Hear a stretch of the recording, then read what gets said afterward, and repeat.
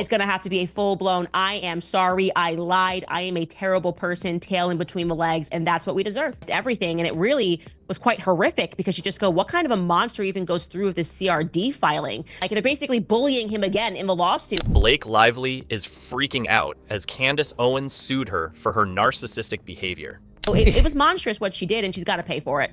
Live birth porn. She dragged Ryan Reynolds into the mess and had him bully Hollywood studios to control everything. There's going to be a lot stronger defamation claims against Ryan Reynolds. Ryan's weak defense backfired, exposing both of them. Now Blake's career and reputation are falling apart publicly. But boy, I mean, it's just like, it's kind of embarrassing, right? Blake Lively thought she had Hollywood in her back pocket, didn't she? Walking around, flipping her blonde hair, acting like the queen bee of some real-life high school movie. But then, March 2025 hits like a truck. Did it become clear to you that Blake Lively was the aggressor in this now epic showdown? Was it when Baldoni dropped the countersuit? Was it when Brian Friedman put up the website with the 170 pages and all the text? Or was it right away when the Times wrote? Right away. I've always had an intuition about her, and I've always had an intuition about Taylor Swift and like the branding of the nice girl stuff. And something just didn't. I went through Justin Baldoni's Instagram, and he just seemed like a puppy. Candace Owens decides she's had enough of Blake's manipulative nonsense and throws down the legal gauntlet. And not quietly, Candace comes in loud, flipping the entire Hollywood script. Blake probably thought she'd control the narrative forever, smiling her fake little smile on red carpets while pulling strings behind the scenes. And I knew a bit about her. I knew how she grew up. I knew that she kind of was one of these people. What tends to be the case is that when you grow up with everything, you create things out of nothing because you're looking for struggle in your life and you're used to getting whatever it is that you want. But the second Owens legally clapped back, Blake reportedly lost her mind, went on a full-blown tantrum fit, screaming, crying, smashing things like some A-list toddler who just found out the world doesn't revolve around her. So I just kind of had her down to a prototype and said, I'm going to pump the brakes and see what happens. And then when Brian Friedman came back with the facts, they were just undeniable. You know, it was undeniable. I mean, can you imagine? This woman's been polishing her reputation for years, building up this perfect wife, perfect mom, perfect starlet image, and all it takes is Candace Owens walking in with a few court documents and a reality check to knock that castle down. What makes it even more hilarious is how this courtroom drama isn't just personal anymore. Oh no, it's bleeding into Hollywood's pockets. It was kind of a radical thing to want, and they were arguing that, you know, careers could be ruined. Well, what could be ruined? You know, you might be a little embarrassed, but to ruin a career, there has to be some level of fraud. We're talking about hundreds of millions down the drain. Career losses, legal fees, public trust all shot because Blake couldn't control her tantrums or her obsession with being the puppet master. Everyone from studios to PR agencies is paying the price because Princess Blake couldn't handle not getting her way for once. And the public? Oh, they're eating this up. Blake's Meltdown is the best reality show nobody asked for. In terms of how you're presenting yourself to the public and who you are in private. Now let's talk about Blake's so-called knight in shining armor, Ryan Reynolds. Or should I say, the guy trying to pull a Houdini act out of Baldoni's lawsuit. March 2025 rolls around, and Ryan files to get himself dismissed from the case. And so this filing to dismiss is essentially him saying, like, nah, boo-boo, on the defamation claim, you can't touch me because it's satire. His excuse? He's just a poor, innocent, supportive husband who happened to be standing there while Blake threw bombs. Please. This man went out there calling Justin Baldoni a predator, spreading it like gossip at a country club. Ryan Reynolds did call Justin Baldoni a predator. And then had the audacity to tell the court, oh, that's just my protected opinion. You know, satire. Hurt feelings, that's all. Yeah, Ryan, calling someone a predator at a Deadpool premiere isn't exactly harmless banter, bud. There's 5 other claims. He's got extortion, he's got false light, and everything immediately falls apart there. But I'm saying even that was ill-advisable. I would not have said, quote unquote, hurt feelings and saying, like, they're basically bullying him again in the lawsuit. The judge took one look at that joke of a defense and tossed it out faster than Ryan's weak promotional skits. Turns out when you have extortion claims, false light, and interference backed by actual evidence, courts aren't too keen on letting you skip out. They've got you on this extortion. His argument is so weak. He's basically saying, well, I didn't receive any money. And it's like, buddy, extortion is a lot bigger than that. You made threats to go public with sexual harassment claims so that your wife could take over the movie, which you wrote scenes for. And let's not forget the juicy part, those text messages. Oh yeah, Ryan's little private chats with Hugh Jackman, they're not doing him any favors. Apparently there's a lot more going on in those messages than Ryan wants the world to see. Makes you wonder how many times he called Baldoni names off camera too. There's going to be a lot stronger defamation claims against Ryan Reynolds, because could you imagine the text messages between him and Hugh Jackman as they're putting together all of these scenes? I mean, it's going to get crazy. Well, Brian Friedman wasn't pulling punches either. Straight up called Ryan out, labeled him a key player in trying to wreck Baldoni's career, and waved around receipts like a proud lawyer at a roast battle. I mean, they're all going to have to pay for the associated inconveniences, the travel, the lawyers, if Hugh Jackman, anyone getting deposed who's got to make arrangements for it, if they have to get their own lawyers or whatever it is, and here's Ryan, should be looking out for them and not himself. But let's get back to the real star of this Tantrum saga. Blake Lively, Hollywood's favorite spoiled brat. Candace Owens did not hold back. She didn't sugarcoat, didn't tiptoe. She ripped Blake apart piece by piece. Called her exactly what she is, someone who's been spoon-fed privilege her entire life, but still manages to stir up chaos out of sheer boredom and insecurity. Blake's been riding the wave of getting everything she wants handed to her. Nice upbringing, cushy Hollywood career, A-list friends, but somehow that wasn't enough. Nope. She needed to orchestrate a whole career-destroying campaign, ruining people's lives, all because she felt a little threatened. Without question, I really do think she's just a spoiled brat. Like, it just goes down to something that simple. She's a spoiled brat, and she's used to getting what she wants from a time that she was a kid. And this is what she wanted, and I do think that people have not pieced together. Candace straight up said it. Blake's the type who creates problems out of thin air just to feel important. And don't even get me started on how she weaponized the media. Remember that big flashy New York Times expose she threw around like her personal weapon? Owens dragged her for that too. Blake conveniently left out key context, made Baldoni look like the bad guy, and sat back smugly as the media ran with it. Candace wasn't buying that fake, nice girl branding for a second. She called out narcissism, the obsession with controlling the Hollywood power game, demanding everyone bow down to her, and she made it very clear. Blake needs to pay publicly and legally for all the chaos she caused. Him and Blake Lively were deluded enough to believe that it was inorganic traffic online. Like this, there's no way people don't like us. We're so wonderful. We're so amazing. We're so hot. We're so pretty. Our friends are rich. We know Taylor Swift. The world loves us. Like, come on. And can we talk about how satisfying it is to watch someone finally stand up to Blake's nonsense? For years, she's been hiding behind red carpet smiles, designer gowns, and carefully scripted interviews, while pulling strings and destroying careers behind the scenes. But Candace? Oh, Candace walked in with facts, with legal action, and roasted Blake so hard, even Blake's PR team probably took a day off. No more hiding behind Hollywood sweetheart vibes. Owens laid it out plain. Blake's not some misunderstood actress. She's a spoiled, manipulative brat who thought the rules didn't apply to her. So everything is falling down for you guys because people perceive you as bullies. And you're essentially saying like a bully argument, which is, so what, big deal, sorry your feelings are hurt. But this isn't a rise to an actual claim. Now Blake's left, sitting in the middle of this courtroom circus she created, lawsuits stacking up, Hollywood turning its back, and the public finally seeing the real her. The tantrum fit? Oh, it's just the cherry on top.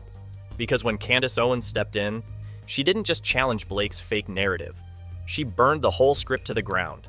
And watching Blake squirm under the pressure, that's the best show we've seen in years. Thin-skinned outrage, essentially, over us bullying you. That doesn't make you look good on paper. It doesn't make you look good in the court of public opinion. It makes you look like what you actually are, which are a bunch of bullies who think you can get away with everything. Blake wasn't sitting quietly on the sidelines. She was the one pulling all the damn strings. All those leaks and insider reports, they're pointing fingers straight at Blake as the real puppet master behind this messy lawsuit and smear campaign. You see, Ryan Reynolds didn't just wake up one morning and decide to torch Justin Baldoni's career out of nowhere. Nope. Blake had her little marionette strings wrapped around Ryan's neck, yanking hard, forcing him into her personal vendetta. I think of this guy, Sklenar, like Brandon Sklenar. What a miserable guy. I cannot stop focusing on him because...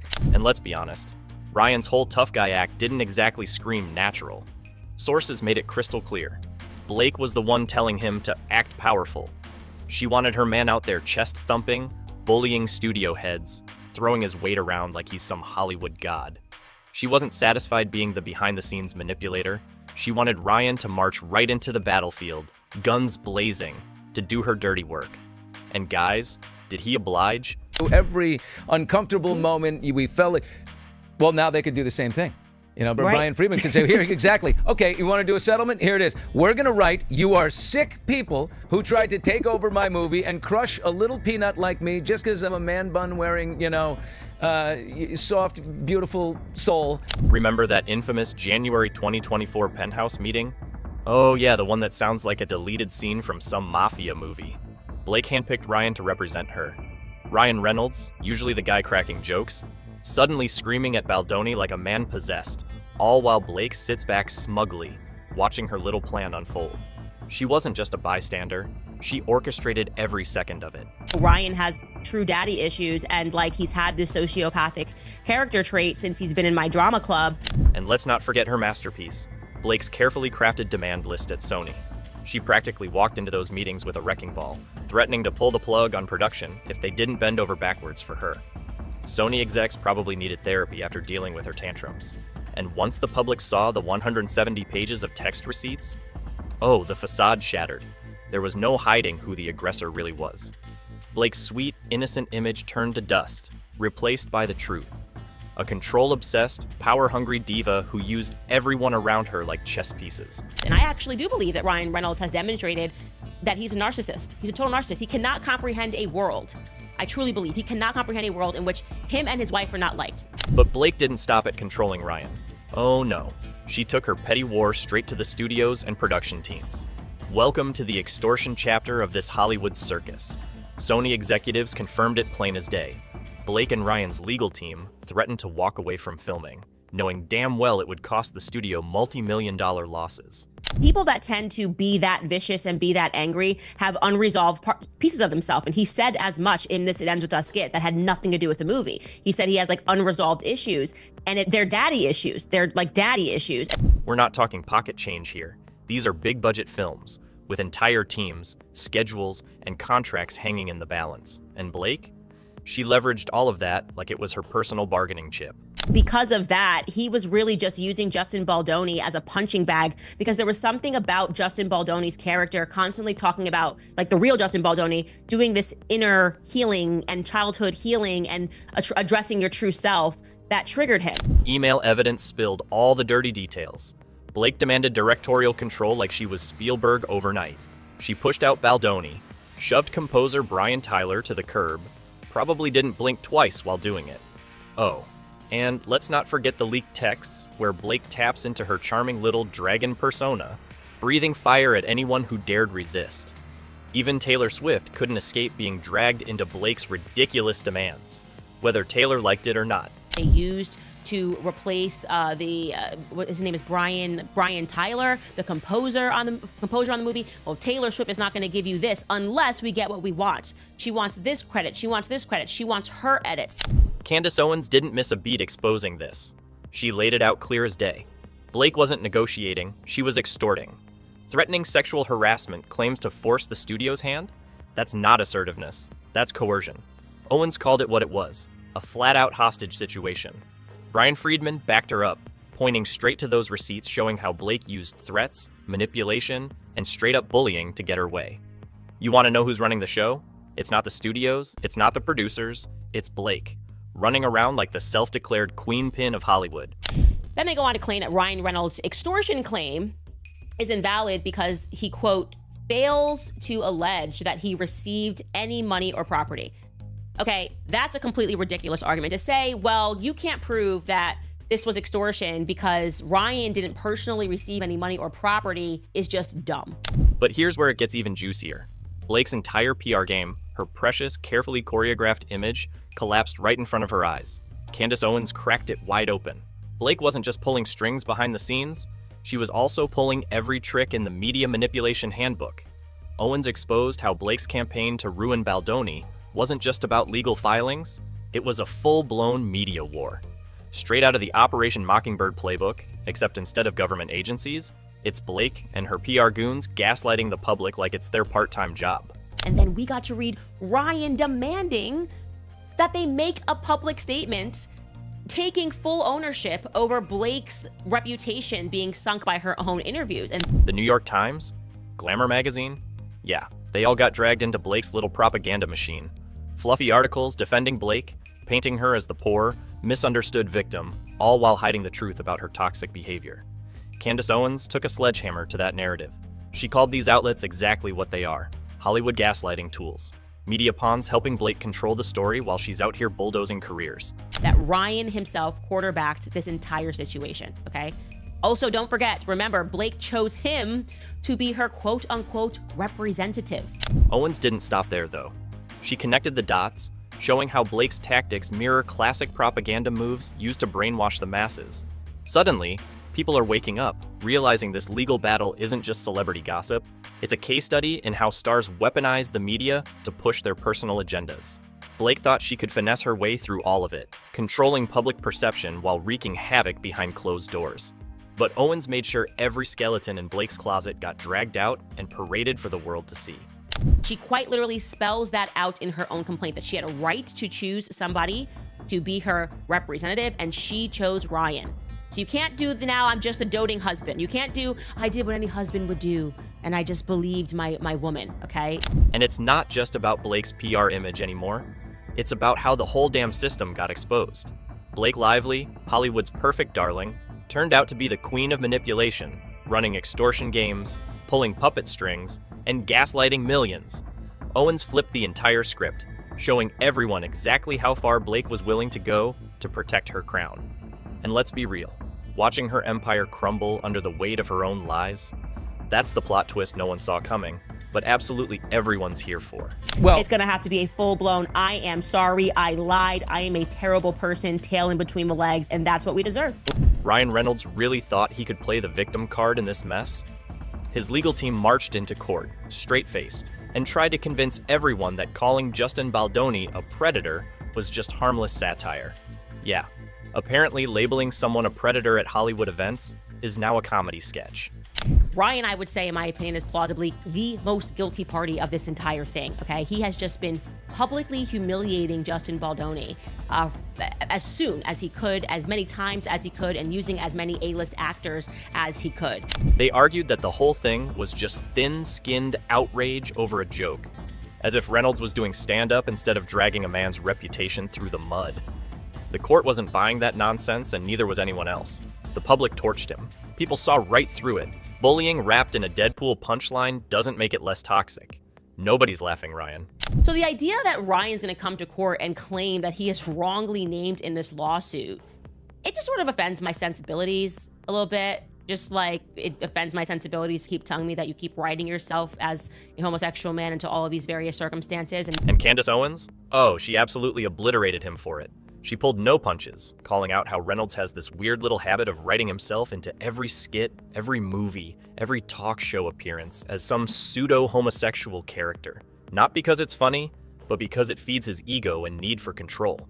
Candace pointed out what everyone was thinking, but too scared to say. Reynolds' so-called humor is really just a desperate flex for dominance, especially when the man can't handle not being the center of attention. He wasn't roasting himself. He was trying to roast Baldoni under the guise of being funny. But here's the kicker. When you've got text receipts, public statements, behind-the-scenes script involvement, and witnesses confirming you orchestrated the smear campaign, you can't hide behind a Deadpool mask anymore. Just imagine what his text messages are going to say about Justin Baldoni. If he was willing to call him a predator publicly, as he assumed this nice pool character, just imagine what we're going to find when we can read text messages between him and Hugh Jackman. Ryan's entire defense crumbled in court, right along with the facade that he was some clueless, supportive spouse just along for the ride. He was knee-deep in this mess, crafting scenes, strong-arming studio heads, and making sure his fingerprints were on every piece of damage. but also said that Blake is really tough on Ryan. It's not just Ryan, but that she is like, look, you're the A-list guy. You need to do this. Show me you are that big, powerful guy in Hollywood. And the best part? Candace didn't just stop there. She slyly hinted that Ryan might soon be looking for an exit route, not just from the lawsuit, but from the marriage itself. Imagine putting your career, your public image, and your marriage on the line to play attack dog for Blake Lively. and then realizing the court's not letting you off the hook. Brutal. Like 30 times via various skits, so some skits that were in movies, some skits Family that Guy? were just a part of the Golden Globe. No one says like hints that he's gay more than Ryan Reynolds does. Now, speaking of brutal, let's talk about the social fallout raining down on Blake like a Category 5 hurricane. All those shiny, loyal Hollywood friends she used to parade around? Yeah, they're gone. Sources confirmed people like Bradley Cooper, Hugh Jackman, and Sean Levy are keeping their distance. And he's mumbling through giving word salads and he's so miserable. Then, of course, Ryan Reynolds gets him to do this dumb skit with Hugh Jackman and Ryan's mom. And there's Sklenar. He doesn't have the ability to say no because he wants to be as big as Ryan Reynolds or Hugh Jackman one day. So, okay. No more A-list brunches. No more squad goals photo shoots. Blake's little empire is crumbling, and nobody wants to be caught in the rubble. Even Taylor Swift, who Blake loved to name drop like her personal safety net, is now dodging subpoenas and ghosting the entire situation. And then we're going to see the rubber meet the road. They're going to understand what the implications are of these subpoenas. They're going to understand what the implications are of putting Taylor Swift under oath and going through Taylor Swift's text messages. And can you blame her? Blake's been leveraging Taylor's name for control, dragging her into meetings, pretending she's got the Dragon Queen's approval. And now that things have hit the fan, Taylor's nowhere to be seen. Classic. But I'm going to go with it's also Ryan Reynolds. I think Ryan Reynolds has a few secrets in the closet, too, that they don't want people to be taking a look at, and it's going to destroy these people. That's why they wanted this attorney's eyes-only privilege. Studios aren't faring much better. Sony probably wishes they never took Blake's calls. After caving to her diva demands, rewriting scripts, booting composers, and bending over backward, what did they get? Millions lost in reshoots, endless legal fees, and a PR nightmare that keeps getting worse. Candace Owens didn't hold back on this either. She put the spotlight on how Blake's petty jealousy even extended to Scarlett Johansson. People have not pieced together, and I've been speaking about it, the Scarlett Johansson piece of this is also something. She's the one that walked away from Ryan. He has control issues, and she was working with Wayfarer on her directorial debut. Apparently, Blake was so pressed about Scarlett's directorial debut, she decided to hijack control over It Ends With Us just to one-up her. Like, Blake couldn't stand seeing Scarlett rise, so she threw tantrums until she could snatch some power herself. Newsflash, Blake? Jealousy isn't a cute look, and it's not a business strategy either. She's not that smart. She's not a brilliant actress, and she's not a Scarlett Johansson. And I think that, she suffers from that insecurity of wanting to feel like she belongs in the A-list club that Taylor Swift is in. And what about Blake's big dream of being the next Reese Witherspoon-style power player?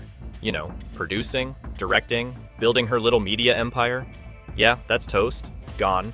Replaced by legal disasters, media backlash, and the entire Hollywood circle realizing that behind Blake's polished Instagram feed was a control freak willing to burn down careers for a taste of power. She wanted to be the boss. Now, she's the cautionary tale. Because here's where the whole thing comes crashing down. Blake's carefully curated image, the sweet, bubbly starlet, the perfect wife, the Hollywood golden girl, it's in ruins. Candace Owens dragged all the manipulations into the light, exposed every lie, every tantrum, every dirty PR trick. Candace demanded full accountability, a public apology, not some behind closed doors settlement where Blake gets to slither away untouched. And let's be honest, Blake's spoiled brat behavior finally caught up to her. Hollywood's mask slipped, and everyone saw exactly what was underneath. But that lets me know that they're scared, and they're not going to admit that until they lose the dismissals, and then I think they're going to want to settle. And a settlement's a good idea if they give the full mea culpa. Ryan Reynolds? His failed legal stunt sealed the deal. Taylor Swift? Radio silent. Media outlets?